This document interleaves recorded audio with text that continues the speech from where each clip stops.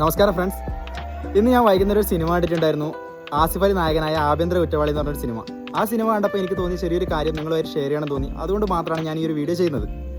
ആ സിനിമയിൽ പറയുന്നത് ആസിഫ് അലിൻ്റെ കല്യാണവും അതിനുശേഷം ദാമ്പത്യ ജീവിതത്തിലുണ്ടാകുന്ന പ്രശ്നങ്ങളും ഒക്കെ തന്നെയാണ്. ആ സിനിമയിലുടനീളം അവൻ അനുഭവിക്കുന്ന ഒരുപാട് കഷ്ടപ്പാടുകളാണ്. ദാമ്പത്യത്തിന് ശേഷം കുടുംബ കോടതിയിൽ കയറി ഇറങ്ങുന്നതും അവിടെ ഉണ്ടാകുന്ന പ്രശ്നങ്ങളും അവിടെ കാണുന്ന ഒരുപാട് കാഴ്ചകളും നിങ്ങൾ ആ സിനിമ കണ്ടാൽ നിങ്ങൾക്ക് മനസ്സിലാവും.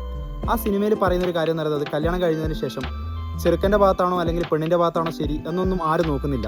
കോടതി പോലും നോക്കുന്നത് പെണ്ണിൻ്റെ കാര്യം മാത്രമാണ്. 498A എന്ന കോടതിയിൽ ഉണ്ടാക്കിയ ഒരു നിയമത്തിൻ്റെ അടിസ്ഥാനത്തിൽ എന്ത് തെറ്റ് ചെയ്താലും സ്ത്രീയുടെ കാര്യം മാത്രം ശരിയാണ്, സ്ത്രീ പറയുന്ന കാര്യം മാത്രം കേൾക്കുന്ന ഒരു കോടതിയായിട്ട് ഇന്ത്യൻ പരമോന്നത കോടതിയും കേരള ഹൈക്കോടതിയും ഒക്കെ മാറിയിട്ടുണ്ട്. ആ ഒരു തീമാണ് ഈ സിനിമയിലൂടെ പറയുന്നത്. നമ്മൾ ഒരുപാട് സ്ത്രീകളെ കേന്ദ്ര കഥാപാത്രങ്ങളാക്കിയിട്ടുള്ള സിനിമകൾ കണ്ടിട്ടുണ്ട്. ജയ ജയ ജയഹയും തുടങ്ങിയ ഒരുപാട് സിനിമകളിൽ സ്ത്രീകൾക്ക് വേണ്ടിയുള്ള അവകാശങ്ങളും അത്തരം കാര്യങ്ങളൊക്കെ പറഞ്ഞിട്ടുണ്ട്.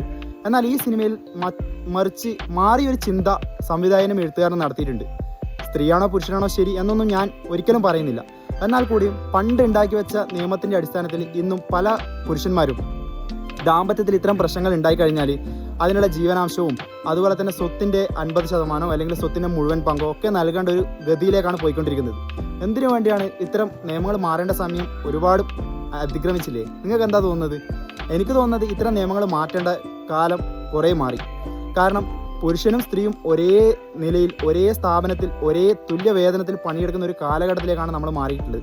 ഇന്ത്യൻ്റെ രാഷ്ട്രപതി പോലും ഇന്ന് ഭരിക്കുന്നത് ഒരു സ്ത്രീയാണ്. അപ്പോൾ ഇത്തരം കാര്യങ്ങൾ മാറി ചിന്തിക്കേണ്ട സമയം അതിക്രമിച്ചു എന്ന് തന്നെയാണ് എനിക്ക് തോന്നുന്നത്. നിങ്ങൾക്ക് എന്താണ് തോന്നുന്നത്? ചെറിയൊരു കാര്യം നിങ്ങളുമായിട്ട് പങ്കുവെച്ചു, ഇത്രമാത്രം. Thank you.